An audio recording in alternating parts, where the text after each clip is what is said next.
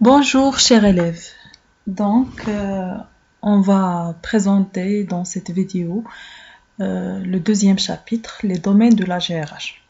Donc tout d'abord, avant de commencer, commençons par un petit rappel sur la définition de la gestion des ressources humaines. Donc comme vous savez, la gestion des ressources humaines était appelée auparavant la gestion du personnel. Il propose une vision différente, d'où l'homme devient un capital humain, vu comme une ressource et non plus seulement un coût. Donc, l'homme est devenu un facteur clé de succès de l'entreprise.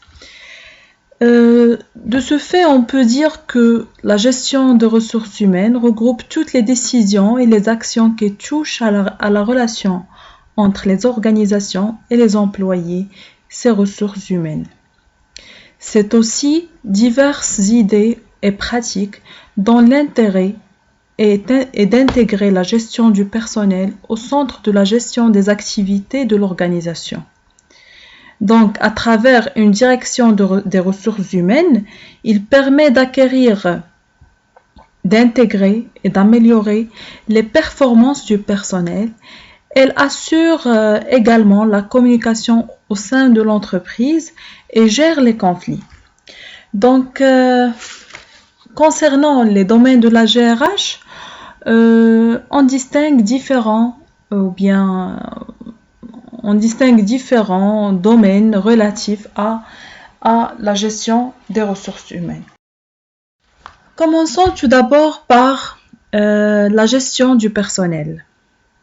Donc, la gestion du personnel est l'ensemble des techniques et des moyens qui sont utilisés pour assurer le fonctionnement normal de l'entreprise du point de vue personnel et donc rechercher l'équilibre entre la rentabilité de l'entreprise et le bien-être des salariés.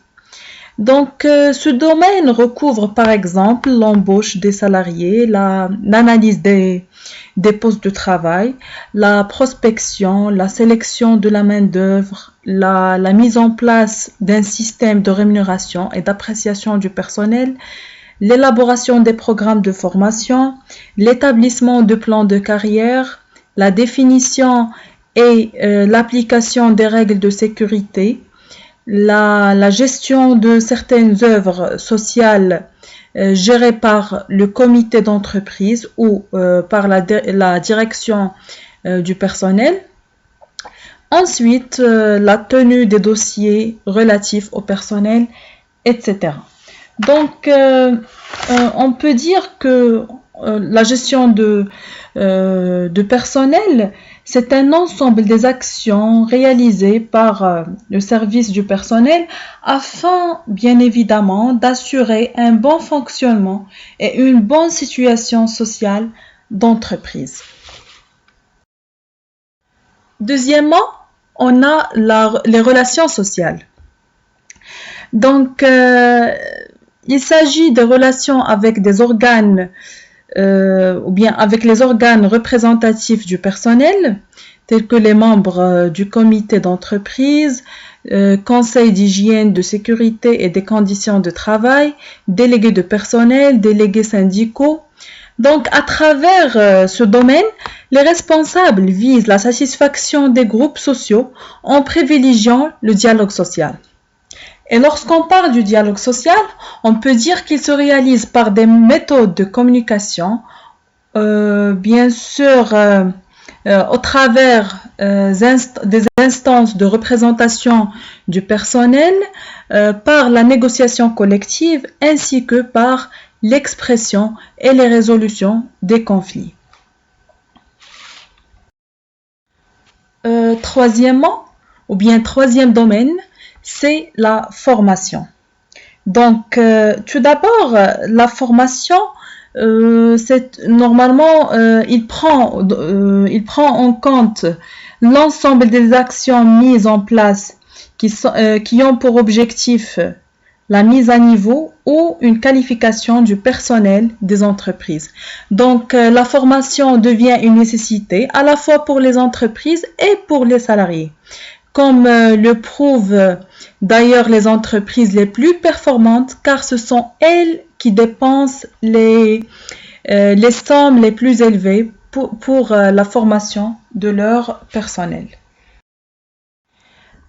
Quatrièmement, quatrième domaine, c'est la motivation du personnel. Donc, la motivation du personnel, c'est l'ensemble des actions qui incitent le salarié à s'investir dans son travail. Ce domaine contribue à la mobilisation de l'homme autour des objectifs de l'entreprise, tout en lui préservant son épanouissement et satisfaction.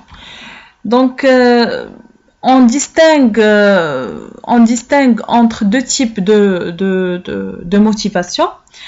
On cite tout d'abord les motivations financières ou bien la motivation en numéraire ou bien en argent.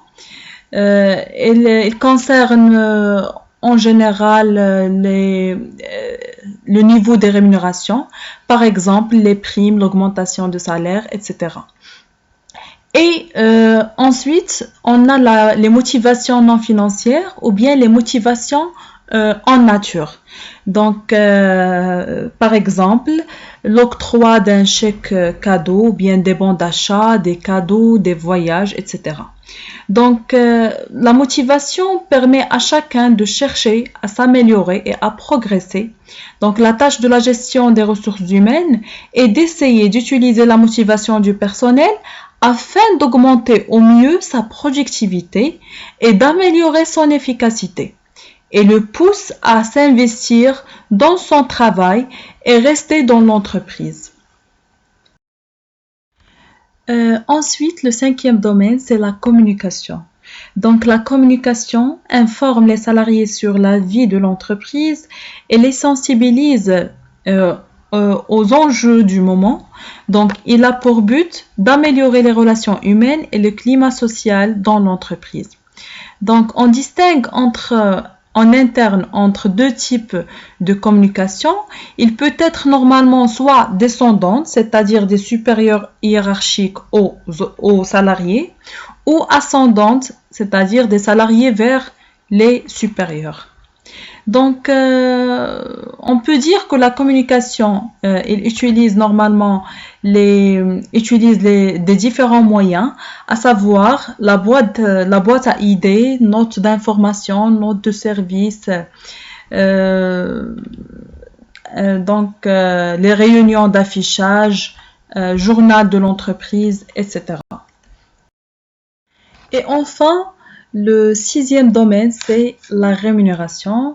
La rémunération, c'est la contrepartie d'un effort de travail réalisé effectivement par un salarié au niveau d'une entreprise donnée et pendant une période déterminée.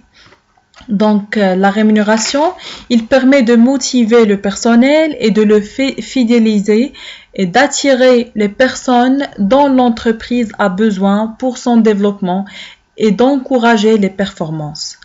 Donc, la tâche de la GRH est de veiller à utiliser cet outil, c'est-à-dire l'outil de rémunération, pour répondre aux attentes des salariés tout en préservant l'équilibre financier de l'entreprise. Donc, chers élèves, notre leçon ou bien notre séquence d'aujourd'hui touche à sa fin. Je vous remercie de votre attention. Donc, et je vous souhaite un très bon courage. Merci.